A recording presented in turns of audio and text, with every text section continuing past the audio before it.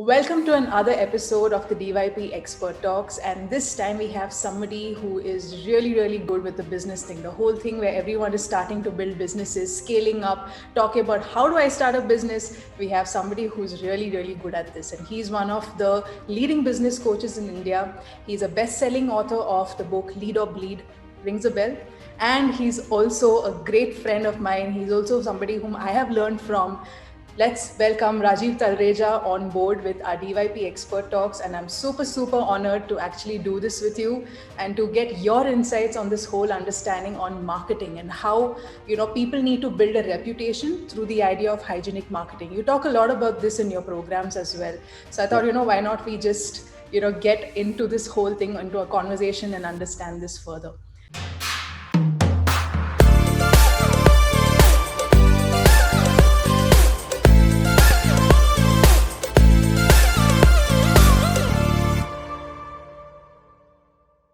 Absolutely. Shall we get so in? much. Yeah. Thank you so much, Dia, for having me here. It's a pleasure. No worries, Rajiv. It was great. It's absolute pleasure to have you on board. And, nothing like hearing it from you. So I just wanted to just begin this whole thing by understanding how did you start your entrepreneur journey? Like, how did it all begin? What was your story? Just tell us a little bit about that. Well, I think multiple factors led me to becoming an entrepreneur. I shared this during my PACE program as well, that I'm an entrepreneur not by choice, actually by force. My father was a traditional Sindhi businessman running retail stores in Bangalore. And through my college days, he used to ask me to come to the retail store post my college time was over. And I used to absolutely hate that experience because I thought my freedom was being stolen. But later I realized that those years that I spent at the retail store selling from across the counter were the definitive years which have contributed to my skill sets in whatever I do in business today. And it was in my final year of BCom when I was looking at a typical Indian career path where you get placed from campus, you work for 2 years in a large corporate, then you do your MBA from a top B school, then look at a job overseas where you make money in dollars, spend in rupees, and then you come back to the country at the age of 40, watch the movie Swades 3 times, feel patriotic, and start your own business. That was a career path in my head. But when I was in my final year of college and I was looking at campus placements and I got a job off campus, my dad looked at me and said, you'll be the biggest fool on the planet if you take that job. You should start your own business. If they are willing to pay you X amount of money, it only means that you're way more valuable than that.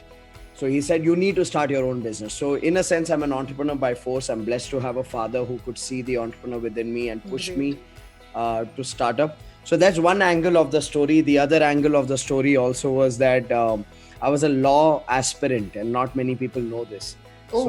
I was pursuing an admission in the National Law School of India University based out of Bangalore, which is Asia's #1 law college. So I wrote my exam after 12th just as a random drill, and I went and played Kaun Banega Crorepati, where you select A, B, C, D options for each answer. So I was not too serious on that.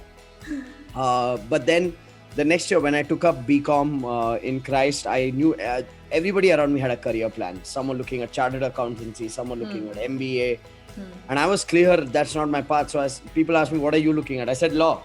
And I then joined these law school tutorials and prepared really hard during the first year of my BCom journey. And I wrote the exam the next year. I missed the admission by 0.25 marks. Wow. Why? I mean, what? They take 56 people in general merit. I was ranked number 57. 5,000 students used to write that exam back then. So the next year, again, my second year of BCom, I pursued law. And I was kind of preparing for the law school entrance exam. Again, I thought this time I will crack it for sure. That's the year I fell in love with my wife, Bhakti. Of course, back then my girlfriend. And then I started calculating 5 years law school. If I go, then she's gone. I think that also plays a role. There was too much planning. Yeah. There was too much planning. I was like, okay, should I choose the girl or should I choose the career? I'm glad I made the wise decision Yeah, you of chose the right thing. Yes. underperforming in my law school exam the next year. I intentionally left 20 marks and walked out. So the pressure was there that you've gone on such a big opportunity. You possibly could have cracked that exam if you would have attempted those 20 marks more. So all that pressure led to this responsibility that you got to make something meaningful out of your life. And that's how I became an entrepreneur. So I think awesome. That's all like, these journeys. wow. I mean, that is like from where to where. Like literally, Yeah. I think it was like a proper story. I think a few things I didn't even know about you. You know, you just told me all this, Yeah. which is amazing. I mean, so okay, so when you actually started out, okay, now you said okay, you became an entrepreneur, and you know it was not by choice. But when you started out, what made you realize that you needed to market yourself as a business coach, like to to position yourself as a business coach in the industry? So you said your dad had told you create something that is meaningful and all that, but what else, what actually made you start marketing yourself around that? I think my realization about marketing actually happened 8 years after being an entrepreneur. So for the first 8 years, the only thing I would do when we set up Quantum Leap as a corporate training company was we would make telecalls to HR managers and training managers and L&D managers of large corporates. And through cold calling and through consistent follow-up, we would get appointments. When we would go for appointments, we would showcase the kind of trainings we do, offer free demo sessions to these corporates. So for the first 8 years, it was a very slow, boring approach of marketing, very traditional approach of marketing. Right. Didn't even understand what marketing was. Doing this itself, we generated over 110 corporate clients in the first 8 years of Quantum Leap as a corporate training company. Now, to the world, that 110 corporate clients sounds very impressive, but I can tell you, it was a huge struggle, because when you take that approach of cold calling, you're not valued for who you are and what you can bring to the table. You are seen like just another trainer, and there's maybe plenty, an entrepreneur right? business. Yeah. So, Yeah. what used to happen was the price point at which we were doing trainings was peanuts. People used to, after attending our training, say, you guys are amazing, but no corporate ever used to increase the price because we were amazing, because they've locked us into a deal at the time of empaneling us as a vendor. I think it was after 8 years of being an entrepreneur when I started realizing that, hey, we are undervaluing ourselves. We are very good. We are amazing at what we do. We are getting 9 out of 10 feedback out of every program. Our clients love us. But it's because we have not marketed ourselves well to them. We don't have that bargaining power. We don't demand or get the price that we truly deserve. So it was in 2014 where I realized that, hey, you know what? We need to do something different. We need to tell our story differently. We need to add value to people. And more than anything, I think we need to look at marketing as a responsibility. And I say this to entrepreneurs, if you're good at what you do, marketing is a responsibility. Absolutely. Because otherwise you'll end up underselling yourself. Yeah. So I think my realization came actually 8 years after being in the industry. Wow. Okay. So then, which means to say that, okay, there was a whole journey that got you to actually figuring it out, that marketing is something like a responsibility for everything. And what is your take in terms of now suppose if it's a new entrepreneur, somebody who's just starting out, so what would you tell them if they had to become a hygienic marketer, not like just a marketer who's just doing whatever, getting the work done? Because most people, what they think is that, okay, I just need to market myself and get done with it.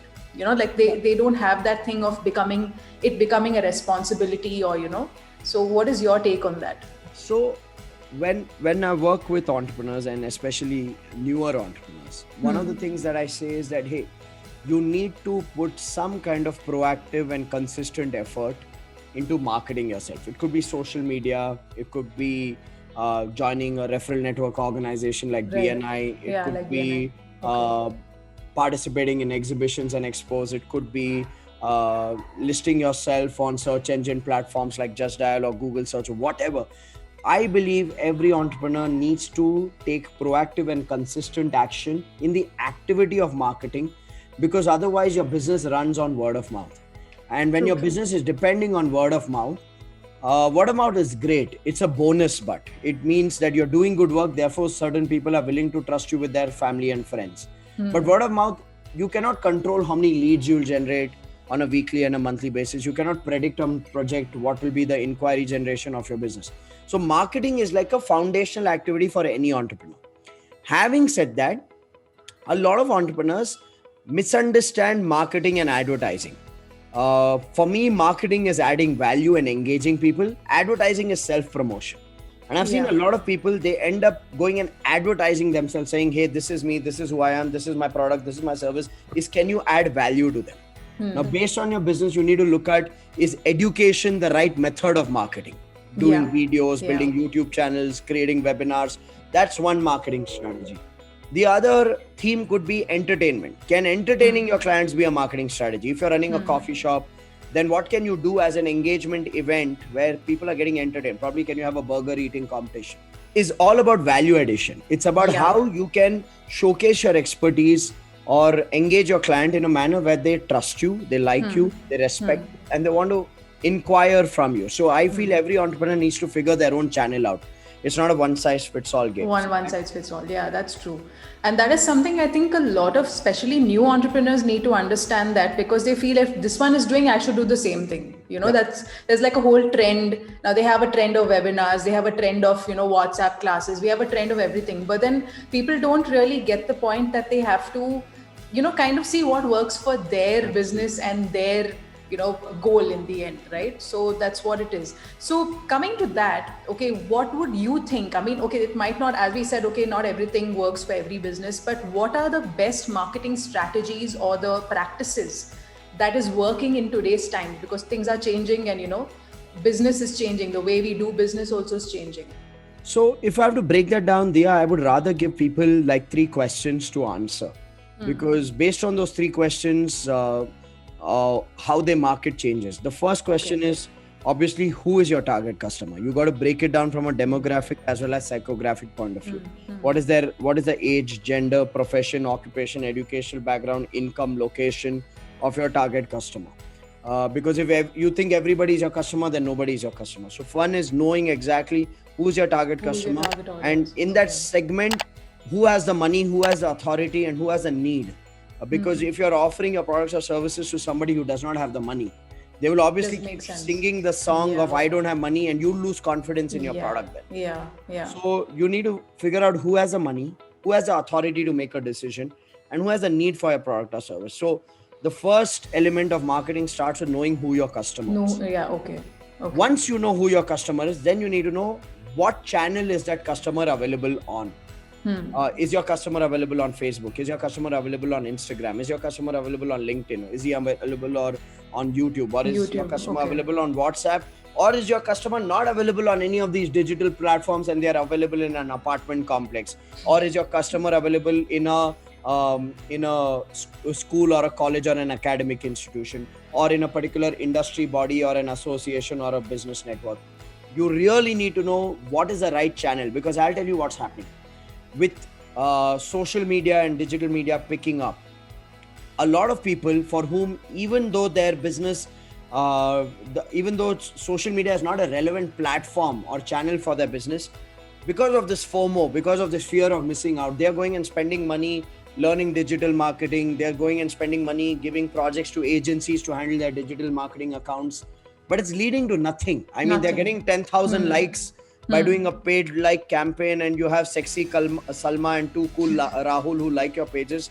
That's not your audience, right? So true, yeah. So you need to know where is my customer available. So it starts with who is my customer. Second is the channel. Where is my customer available? Where do you find them? And then the content. What will suit my product, my service, and my customers' liking and interest? Will it be education? Will it be entertainment? Will it be some kind of engagement? So will it be videos, webinars, and YouTube channels? Will it be podcast shows where I'm interviewing people? Will it be writing blog articles where I'm educating people? Will it be creating infographics? Will it be partnering with influencers? So I think marketing is a science of these 3 C's. the customer, Amazing. the channel, and the content. Content. You need to know Nice. what adds value to your audience. Great, great. I mean, that's awesome. And I think this is something that a lot of entrepreneurs need to know, that, it's not about the FOMO. It's Yeah. not about, just going and putting it out there. This one saw it, I got 10,000 likes, now I'm doing well. Yeah. Just because a person has a number of likes or subscribers doesn't mean they're doing well. It's just Yes, that absolutely. only when somebody converts and somebody actually sees the value of your product is Yeah. what Rajiv is saying, right? That, it's more about what you put out there and how are you helping them in the process, right? So that's the whole thing about marketing. Great. Thanks so much for sharing that, Rajiv. That was like really, like insightful that way. Okay. So they say marketing builds one's reputation in the industry. What is your take in the power of reputation building, like in terms of good marketing? I feel marketing is necessary in building that impression and that first impression. It's marketing is a door opener. When you market yourself well, it helps you open doors. Now, once the door is open, what you do depends on your capabilities, depends on your strengths, and you better be good at it, because otherwise it can be equally brutal if you're not good at what you do and you're not marketing yourself. So I think the stages of reputation building for me would be first create a reach, then create a result, and then create a recall. So marketing helps in building the reach first. It helps you open the door with the right people. Then your work, your operational work, whatever you do, your product, your service, that helps create the result for your client, and that really earns you respect. And then the more you repeat the reach and result aspects, your recall becomes high, and then you become a brand. So for me, reputation building is these three stages. And I say both marketing as well as your operations, whatever you do, they're like your two legs. Both have to move. Coordination. Yeah. There are some people who are only limping on operations. They're good at what they do, and they say, my work will speak for me. Well, there's too much noise in the world for your work to even be heard. So today, you got to speak for yourself, and your work has to speak for you. So marketing has to happen, and operations has to fulfill the promise. Simultaneously. It's a simultaneous process, according to me. Reputation building is that. Nice. So when it comes to this, when it comes to these upcoming entrepreneurs, when they have zero marketing skills, you say, they only focus on operations, they don't focus on marketing per se. So what would be the 5 logical steps that an entrepreneur should take, or maybe even a coach or trainer, anybody who's, starting out with just absolutely zero marketing skills? Because let's understand the fact that in our entire industry, whether, people are starting out on their own, or they're working under somebody, or whatever it is, or they're building a business, there is something that is lacking in terms of marketing. There's this fear, so what can you, kind of work around in terms of the 5 steps to make it logical enough for any entrepreneur to take forward? So I would say, firstly, I'm saying this at the risk of sounding repetitive, but it goes down to knowing who exactly your audience is. And once you know who your audience is, you need to break down what are the audience's needs, what are the audience's desires, what are the audience's problems, pain points, fears, fantasies. You got to break that down. You literally have to list this down. Once you've listed the audience needs, desires, problems, pain points, fears, and fantasies, then as a person offering a particular product or service, you know how you can fulfill that need. You know what you can do to educate them to solve their problem or solve their pain point or help them overcome their fear. So that's your content. Now that content, you need to identify what's the medium that you're most comfortable with. Is it making videos? Is it making infographics and posters? Is it writing blogs? Is it doing podcasts on it? So you need to start the process of creating content. And in this process of starting to create content, one really has to develop these skills. See, everybody knows you can build a YouTube channel. Everybody knows today you need to make videos because videos is the most consumed content. But it's a skill. There are templates, there are structures. So you got to commit to yourself to build those skills. So I would say know your audience, decode, break down their needs, desires, problems, pain points, then develop the skills for these various mediums of writing blogs or doing podcasts or making videos, or designing infographics. Learn the skills. Once you've learned the skill, then start by taking action consistently. A lot of people do one video and then they say, I did one video, nothing happened. Yeah. And I'm like, do Yeah. you know what happens when you do one video? Nothing happens. You know what happens when you do 10 videos? Nothing happens. You need to do at least 100 videos To for see something to something. happen, Yeah. right? Yeah. So consistency would be the step number 4. Once you've developed the skills, be consistent. And the biggest enemy of consistency is the need to be perfect. Oh, absolutely. This is where Yes. people judge themselves, saying, no, my videos are not that great. No, my blogs are not that great. No, my podcast, I can't hear my own voice. To hell with all of that. Perfection kills action. You got to understand this is a game of consistency first and then quality. So consistency would be the 4th step. The 5th step would be quality, where you Nice. start building a peer group, a group of honest people who can give you authentic feedback, where they can tell you, hey, that video sucked now. You didn't even look at the camera and it was not you. It was not natural for you to do what you did.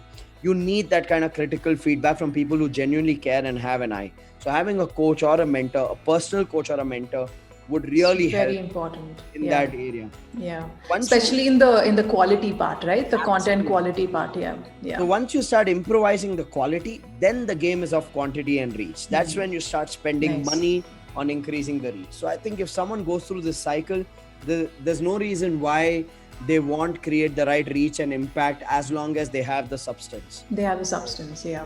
But okay, now there's a whole process behind this. But then what about people who say, oh, I don't know how to take action? So how do you tell them to take action, in the process? Like they say, like how you said, right? We hear this very often that I've done one video, nothing happened. She told me to do 5 videos, nothing happened. So now what's the whole point? So how do you kind of get somebody to take action? Is it because it's the goal, or is it something that, it can be done like on a step-by-step process? Yeah. So I think the perspective that's missing largely in entrepreneurs today, be it trainers and coaches who are creating content on social media or entrepreneurs who are looking at building a personal brand, is that they are looking at doing marketing as a step, like I need to do marketing so I get these leads. I'm saying that paradigm worked 3 years back. Yeah. Today that doesn't work. Today you got to do marketing because you got to do marketing. Correct. Because if you're not marketing, you have no social assets, you have no social presence. Nobody knows who you are. So you got to do marketing for the sake of doing marketing. See, you may be doing videos on LinkedIn today. You may not be getting inquiries out of that video, but tomorrow when you're sitting face to face with a corporate client and you're pitching yourself, that client would like to go back and refer to someone. Exactly. Or you would want to probably send a couple of links to the client and say, hey, check out my YouTube channel or check out my LinkedIn profile. I do a lot of content. So it's not necessary that the content you put out or the marketing that you do gives you a result while you put it out, but it's like building social assets. And if you don't build those social assets today, then here's what will happen. You will be that person who missed out on the real estate boom. There was a generation in 1990s who invested in real estate, and then there was another generation that thought, oh, this place is so far, who will buy a plot over there? And today they take their kids to those localities and they say, beta, I saw this house in 1990 and it was offered at 3 lakh rupees. Today it's 5 crores. And your son feels like killing you. He's like, what kind of pathetic financial decisions you made. You don't want your children to say that to you about social media tomorrow. You want to build those assets today. True, very true. Nice. Often say, I'm late. They say, is it too late to start? I say, it's late to start. But do you want to delay it further and be later, or do you want to start right now? Wow, that's powerful. Yeah. I mean, that's straight away. I mean, if you're watching this video, I would really like you to ponder about this. Okay, if you're an entrepreneur, trainer, or coach, you should really ponder about this and say, okay, if not now, then when? When are you going to actually take things forward and build your presence online, which will actually get people coming to you eventually? That's what you want, right? So let's just get into the fun part. What are your top 3 influencers or mentors who have actually, got you to where you are, and what have you learned from them? I think for me, my biggest influence comes from one, Sidra Jafri. She's been my spiritual mentor and coach, and she had the most deep impact on my life. She literally changed the trajectory of my life. She was my energy healer and my coach. She's no more. We lost her in March 2020. And then, of course, is Blair Singer. he's truly the master of masters, and I think he features in the list of anybody who's a somebody in this Amazing guy. industry. Really amazing trainer. Yeah. I think what I got from Blair was the power of authenticity and just a skill set of how do you facilitate transformation in the lives of people. And I would say the third most important mentor or influencer in my life has been my life coach, Ashlesh Rao. He's one of those hidden gems who is not very active on social media, but truly he's the master Shifu of my life. Amazing. Someone I work with very closely to kind of just process my thoughts, process my emotions, create my vision, help me stay aligned. So I would say Sidra, Blair, and Ashlesh, these three are the most important teachers who've shaped my life. Nice. And I mean, I'm sure you would have learned even their perspectives and you would have put it all together and, made your version also. So, I mean, it's also because of them that, you are where you are today. Absolutely. So great. Amazing. Amazing. I guess this is something like a message that, a lot of people need to understand, that they need somebody who can show a different perspective. It's not only about sitting with yourself and learning on the go. It's also about learning from others' perspectives. So great. I mean, thank you so much for sharing. And, the reason why we have these talks is because of this, to kind of get different perspectives from different experts. And really, it has been great to have you as one of the experts on our DYP Expert Talks. You have shared so much information on marketing. I have also learned something more about this, and I'm so excited to have this out there for other entrepreneurs, fellow coaches and trainers who are looking to actually build their hygienic marketing strategy in building their reputation and so on. Okay, so let's end this thing by saying thank you so much for watching this. If you're watching this on the YouTube channel, subscribe, like, comment. Feel free to share your comments on the same. What have you learned from this, from Rajiv? And if you're listening to this on my podcast, then do follow us for more. And also, if you want to write, you can write to me at info@diyasrani.com if you want any other questions to be answered. And feel free to share your thoughts. Thank you so much, Rajiv. It's been amazing. And guys, if you have not followed Rajiv yet, please follow him on his social media handles. He's there everywhere.